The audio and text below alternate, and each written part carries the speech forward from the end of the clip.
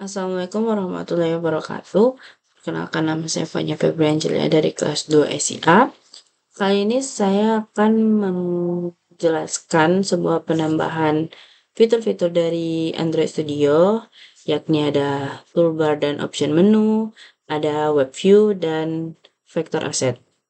Nah, yang pertama itu tentang toolbar dan option menu. Nah, toolbar itu nantinya akan berfungsi sebagai action bar yang akan menampilkan sebuah judul aplikasi, tombol navigasi, ataupun menu aksi seperti setting, logout, searching, dan lain-lainnya.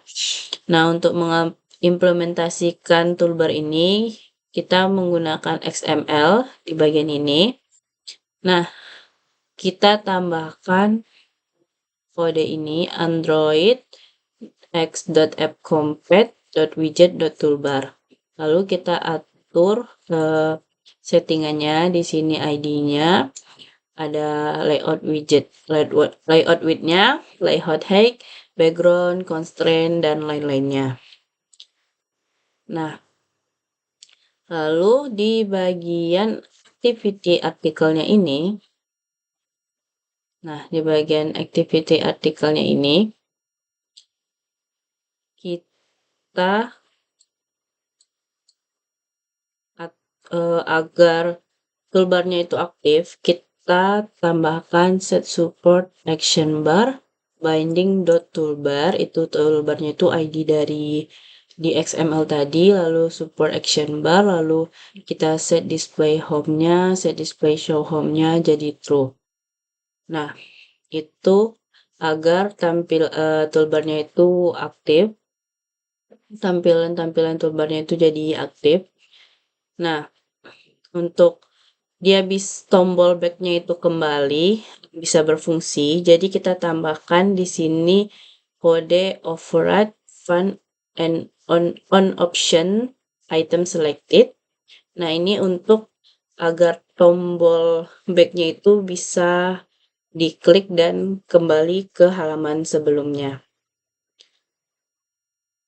Nah, untuk menambahkan option menu di toolbar itu, di bagian folders ini, kita klik new, terus kita pilih Android Research Directory. Nah, di sini di bagian value-nya itu kita pilih aja menu, lalu kita klik OK. Nah, setelah filenya itu udah ada di bagian sini, ini kita klik kanan, pilih new, lalu kita pilih menu resort. Nah, nanti tinggal kita atur aja namanya. Lalu di bagian ini, kita tambahkan item aksi apa aja yang mau kita tambahkan. Di sini saya menambahkan item search sama item setting, yang dimana nanti dia akan muncul di bagian toolbarnya seperti ini. Nah, di bagian toolbarnya seperti ini. Nah, di sini ada pembeda di bagian show as action. Nah, di sini yang bagian search itu if from dan bagian setting itu never. Nah, yang membedakannya itu if from itu dia akan menampilkan ikonnya itu di ruang kosong yang ada di toolbar seperti ini. Jadi dia item search-nya itu kelihatan di dalam sini. Sedangkan kalau never itu dia menampilkannya itu hanya di bagian overflow. Jadi yang menu icon yang muncul itu hanya titik 3 ini. Jadi ketika kita klik titik 3 ini akan muncul overflow dari setting ini. Nah, agar item-item ini aktif dan bisa kita jalankan di bagian artikel activity-nya ini, kita tambahkan override fun on create option menu. Nah, ini itu untuk mengaktifkan option menu yang udah kita buat tadi. Dan agar action menu, item menu tadi itu terpanggil dan dia terletaknya di bagian toolbar, kita tambahkan r.id action ini action search sama r.id action setting. Lalu di sini kita atur event listener-nya. Jadi ketika kita klik dia akan muncul tulisan seperti ini. Nah, kita tambahkan ID dari dua item option menu tadi ke dalam bagian override fun and on option item selected ini. Nah, kalau dia dijalankan, misalnya di bagian artikel ini, saya tambahkan toolbar. Nah, ini ada search. Kalau kita klik, dia akan muncul search clicked. Lalu kalau kita klik yang titik 3 ini akan muncul setting, lalu dia akan muncul event listener-nya juga. Lalu ini bagian tombol kembalinya itu bisa kita klik dan dia akan kembali ke menu awalnya. Nah, selanjutnya itu saya membuat sebuah tampilan web view, yang dimana tampilan web view itu merupakan sebuah komponen yang memungkinkan aplikasi itu menampilkan sebuah konten web.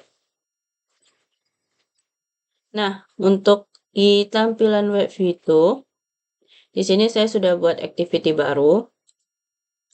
Activity web view. Di sini ada dua activity web view. Nah, di bagian layout XML-nya yang ini, untuk menambahkan web view-nya itu di bagian palette, kita tinggal searching aja web view. Nah, kita searching aja web view ini, tinggal kita tarik. Nah, nanti dia akan masuk kode seperti ini, komponen seperti ini. Nah, itu tinggal kita setting aja ID-nya, width, height, constraint, dan lain-lainnya. Nah, setelah kita tambahkan web view-nya itu, di bagian web activity, untuk di bagian web activity-nya itu kita tambahkan konfigurasinya. Nih, kita tambahkan konfigurasi ini. Ini kita tambahkan binding.webview1. Ini karena nama filenya itu webview1. Nih. .webview client sama dengan webview client, lalu binding.webview1 setting javascript enabled sama dengan true. Binding.webview1 load URL. Nah, untuk kode URL-nya ini kita bisa salin kode URL dari internet. Jadi tinggal kita tambahkan aja internet apa yang mau kita masukkan, kita salin kodenya dan kita masukkan ke dalam kode ini. Nah, agar tampilan web view-nya itu muncul, kita perlu izin akses internet di bagian Android manifest. Nah, di bagian Android manifest ini kita perlu tambahkan permission-nya, kode permission-nya ini uses permission Android .2 name sama dengan Android permission.internet, karena kita memerlukan izin akses dari internetnya tersebut. Nah, untuk menjalankannya di sini, yaitu saya ada pada bagian artikel, lalu kita pilih aja ini. Nah, tombol ini tuh akan menuju sebuah tampilan web view-nya. Kita tunggu aja. Nah, dia akan muncul tampilan web view dari link yang URL yang udah kita tambahin. Nah, dia nanti akan muncul tampilan link URL kita ini. Nah, dia akan muncul tampilan ini. Tinggal kita kembali aja. Nah, untuk web view udah. Lalu ini ada fitur nambahnya itu yakni vector asset, yang dimana vector asset itu merupakan gambar yang berbasis vektor yang kita gunakan dalam aplikasi Android. Itu seperti kayak tombol, logo, atau elemen UI-nya, atau seperti icon-icon. Nah, untuk vector asset itu berbeda sama gambar PNG atau JPG, karena vektor itu akan tetap tajam dia gambarnya di semua ukuran layar apapun, dia gambarnya akan tetap bagus, tajam, dan jelas. Nah, untuk menambahkannya, di bagian drawable ini, kita klik kanan, lalu kita pilih new, kita pilih vector asset. Nah, setelah kita pilih vector asset, kita pilih clip art. Ini clip art ini. Kita tinggal pilih aja icon-icon apa yang mau kita tambahkan. Nah, icon-icon apa yang mau kita tambahkan. Misalnya di sini saya mau nambahin icon assignment ini. Lalu kita tinggal klik OK. Nah, ini kita tinggal ganti aja namanya ini sesuai kebutuhan. IG. Lalu ini warnanya nih saya ngambilnya warna putih. Kita bisa juga atur warnanya. Lalu tinggal kita pilih next. Nah, untuk ini tuh tinggal kita pilih finish. Nanti dia akan muncul di bagian sini. IC assignment. Nah, untuk menambahkannya di dalam aplikasinya itu di desain layoutnya ini. Nah, karena di sini pada bagian toolbarnya itu, toolbar yang ini tuh saya menggunakan vektor asset juga logonya ini karena kalau dari toolbarnya langsung itu gambarnya kurang jelas. Jadi di bagian artikel ini saya tambahkan kode ini set home as app indicator drawable IC arrow back. IC arrow back ini vektor aset yang ada di sini yang saya tambahin. Nah, ini biar tampilan tombol kembalinya itu terlihat lebih jelas.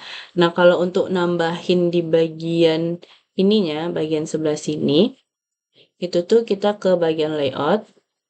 Terus ini saya pilih artikel. Nah, di bagian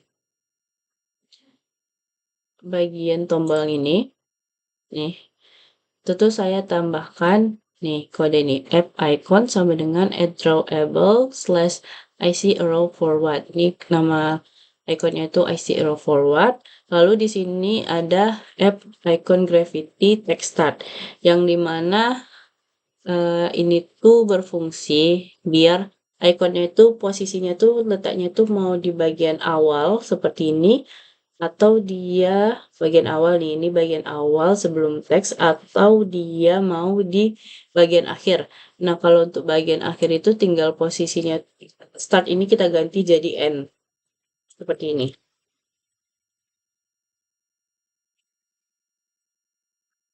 Nah, seperti ini dia posisinya tuh jadi end. Nah, lalu kita akan coba jalankan webnya ini. Di sini di bagian webnya itu saya juga nambahin nih beberapa vektor aset. Ini ada vektor aset ini, kalender, call, artikel ini. Lalu di sini bagian ini juga ada web view-nya.